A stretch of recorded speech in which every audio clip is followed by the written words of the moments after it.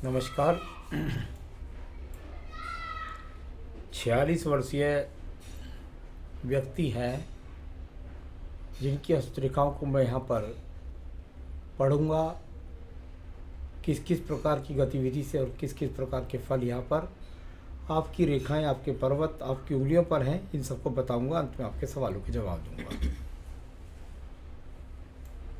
सबसे पहले बात कर लेते हैं आपकी सबसे छोटी उंगली के बारे में। और सर्वश्रेष्ठ उंगली अगर हस्तरेखा विज्ञान में कहते हैं तो वो छोटी उंगली ये वाली होती है जो सूर्य की उंगली के प्रथम पर्व तक पहुंच जाए। देखिए, जीवन के अंदर नौकरी में उतार चढ़ाव हो रहे हैं या कुछ कारण हो रहे हैं, वो एक अलग बात है, लेकिन सही समय पर सही चुनाव व्यक्ति जिनकी उंगली यहाँ तक होती है बुद्धिजीवी होते हैं और चुनाव सही समय पर कर लेते हैं। उसके कारण जीवन में अपनी बुद्धि से जीवन यापन बड़ी सुंदरता के साथ व्यतीत करते हैं। साथ ही साथ उंगली जब इस प्रकार की लंबाई में हो तो व्यक्ति का बुढ़ापे तक याददाश्त भी बहुत सुंदर रहती है। मानसिक पर प्रथम पर्व पूरी तरीके से बली है, पूरी तरीके से मजबूत है। हार नहीं मानने की प्रवृत्ति और विपत्तियों का सामना करने की ताकत, ये सब इस पर्व पर दिखाई देती है। सेकंड पर्व पर ये देखते हैं तो किसी से बिना वजह लड़ने झगड़ने की प्रवृत्ति नहीं है। साथ में काम करने वाले लोगों के साथ व्यवहार सुंदरता के साथ रखते हैं, पर अपने जीवन में सामान्य रूप से सभी के बारे में अच्छा सोचते हैं।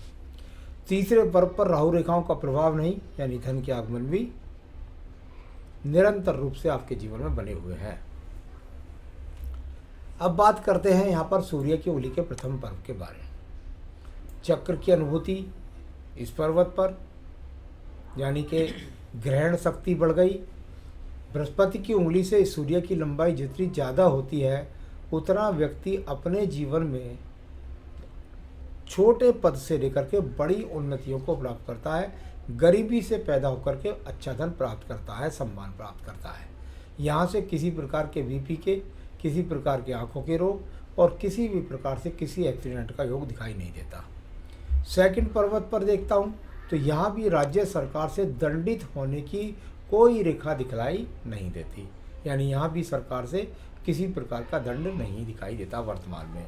तीसरा पर्व यानी परिवार को सम्मान तक पहुँचाना और बुढ़ापे तक माता पिता की सेवा करने वाले व्यक्ति ऐसे होते हैं। अब बात करते हैं आपकी शनि की उंगली के प्रथम पर्व के बारे में। यहाँ से देखा जाता है अगर बुरी रेखाओं का प्रभाव होता है तो आपके जीवन के अंदर स्थायी रोगों के लिए यहाँ पर रेखाएं आ जाएंगी। यहाँ पर किसी भी प्रकार का कोई भी स्थायी रोग आपके जीवन में नहीं है, और यदि वो रोग है तो उसकी दवाई भी आपकी बिल्कुल सही रूप से लगी हुई है।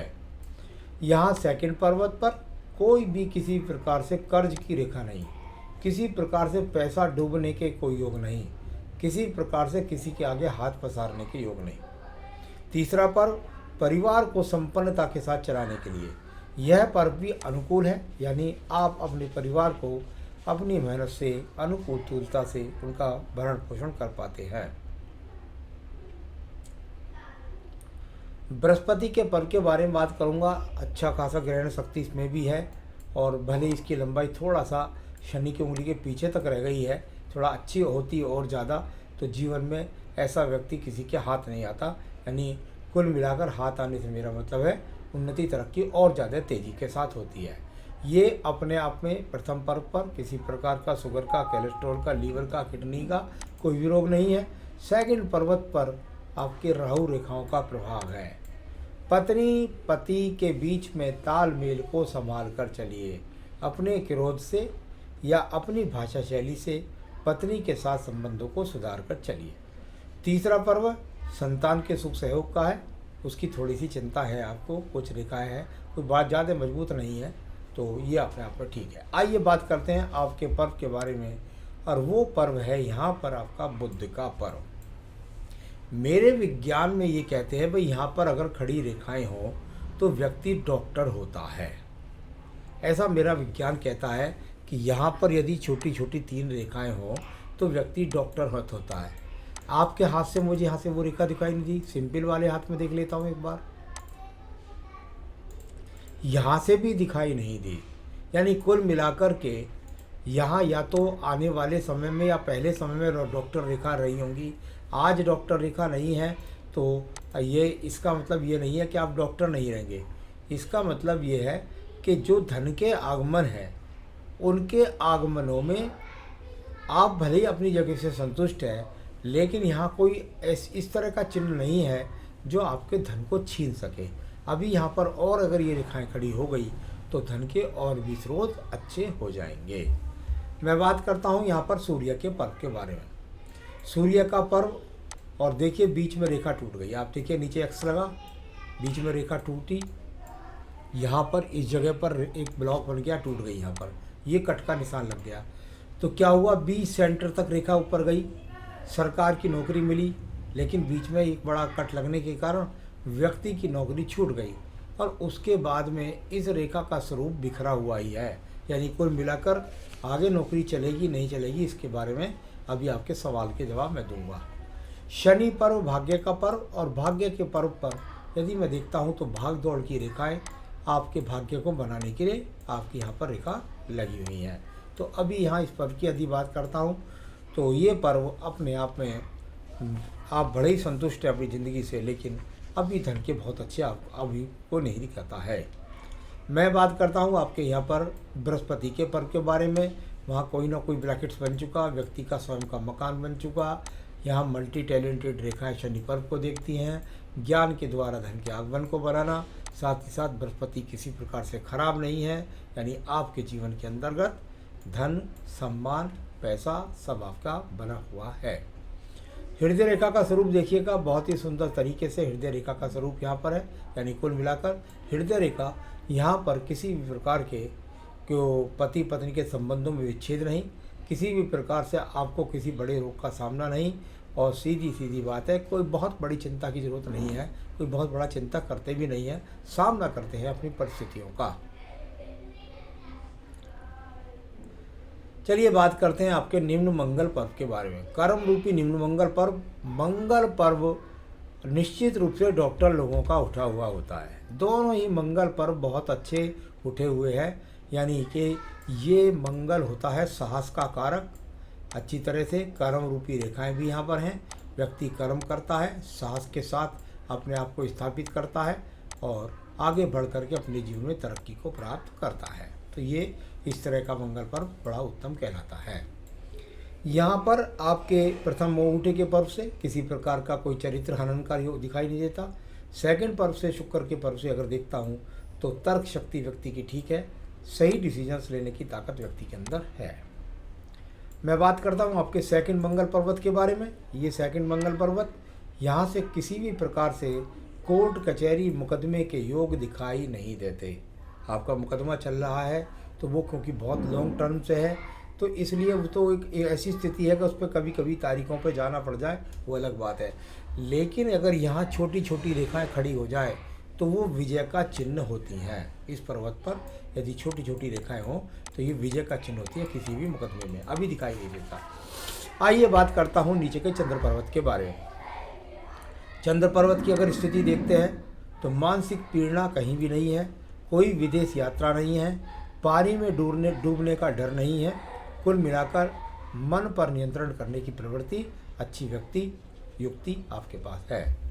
अब बात करते हैं हम आपके यहाँ पर पर्व के केतु पर्वत पर। आपके यहाँ पर काइट के चिन्ह बने हुए हैं। ये काइट के चिन्ह अच्छे चिन्हों में कहे जाते हैं।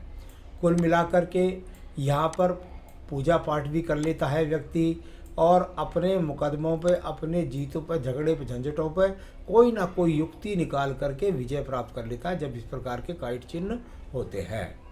अब बात करते हैं आपके पास व्यापारिक रेखा के बारे में। शुक्र पर्व से निकलने वाली अगर बुद्ध रेखाओं की बात करता हूँ तो बुद्ध रेखाएं आपके हाथ के अंदर ये शुक्र पर्व से निकल करके जा रही हैं, यानी कि अपने साधनों को अपने व्यवसाय के द्वारा धन के आगमन बनाना। आपने अपनी मेहनत से धन के आगमन बनाए और ये अपने आप में वो अच्छी रेखाएं आपके पास बुद्ध रेखा के रूप में विराजमान है। मैं बात करता हूँ आपकी भाग्य रेखा के बारे में। भाग्य रेखा कहीं भी जाकर के आपकी अगर मैं देखता हूँ तो 62वें वर्ष तक कहीं भी नहीं टूटती। आपकी आयु रेखा से शाखा निकली है, यानी व्यक्ति कुल मिलाकर अपनी आप को स्वयं से सिद्ध करता है, अपने आप से स्वयं का निर्माण करता है। और ये 62 वर्ष तक चलने वाली रेखा आपके जीवन के अंदर निश्चित रूप से आपको एक ही व्यवसाय के द्वारा आमदनी बनाएगी। तो बच्ची खासी भाग्य रेखा है। पर्वत के और तिल के बारे में भी थोड़ी देर में बात करूंगा मैं आपसे। अब बात करते हैं इसके बाद आपकी यहाँ पर शुक्र पर्व के बारे में। संसाधनों का शुक्र पर्वत बहुत अच्छा है, किसी प्रकार के कोई बुरे चिन्ह यहाँ पर नहीं है। सामान्य रूप से सभी संसाधन आपके पास मौजूद है। मंगल रेखा भी आपके पास है जो लगभग आपका जीवन में सुरक्षा कवच दे रही है आपको 46 वर्ष तक। उसके बाद वह ये इस मंगल रेखा ऐसे खत्म हो रही है। आयु रेखा आपकी बनती है लगभग जाकर के यहाँ पर निश्चित रूप से 80 वर्ष के आसपास तक। तो आयु रेखा भी यहाँ पर ठीक है। तो ये तो हुआ आपको एक हाथ की रेखाओं को पढ़ने का तरीका, लेकिन सवालों के लिए कई पक्षों से देखना पड़ता है। डॉक्टर हैं आप, केस चल रहा है आप पर काफ़ी समय से, और उसके बाद आप परिणाम के लिए पूछ रहे हैं। जब मैं 46वें वर्ष में आपके पहुंचता हूं, सूर्य पर भी देखता हूं, यहाँ आपके मंगल द्वितीय पर्वत से भी देखता हूं, तो हार का चिन्ह नहीं बनता। मुझे लगता है अभी आपके परिणाम आने में हो सकता है कुछ समय हो, और उस समय में कुछ वृद्धि और हो। अभी जल्दी से आपके पक्ष में यहाँ नेगेटिव तो नहीं कह सकता, लेकिन पॉजिटिव चिन्ह नज़र नहीं आते विजय की प्राप्ति के लिए। कुछ उपाय बताऊंगा, उनको कर लीजिएगा, तो द्वितीय मंगल पर्वत पर छोटी छोटी रेखाएं खड़ी हो जाएंगी और आपको विजय प्राप्त हो जाएगी। हार का चिन्ह भी कोई नहीं अभी दिखाई देता। प्रैक्टिस आपकी अच्छी चलती रहती है, कई जगह करते हैं काम। चलिए, किसी से डरने की कोई ज़रूरत नहीं है। आपको मैं वो उपाय बता दूंगा जो आपके अंदर निडरता पैदा करेंगी। और परिवार का लोग साथ नहीं देते हैं, तो बात यह है कि भाई जीवन में आदमी तरक्की करता है तो उससे परिवार वाले ही सबसे पहले लोग उसका जलन करते हैं। तो यहाँ पर आपका तो कोई विशेष सवाल नहीं थे, लेकिन आपको मुकदमे में जीत दर्ज हो, आपकी समस्याएं हो, इसके लिए उपाय मैं बता दूंगा। लेकिन 56वें वर्ष में भाग्य रेखा समाप्त होकर दूसरे हृदय रेखा से चलती है। आइए बताता हूँ। जहाँ आप भाग्य रेखा को 56 में ख़त्म कर रहे हैं, वो 56 में से थोड़ा जहाँ आगे जाएगी ये 62 पहुँचेगी। इसके बाद ये दूसरी रेखा यहाँ पर चलती है।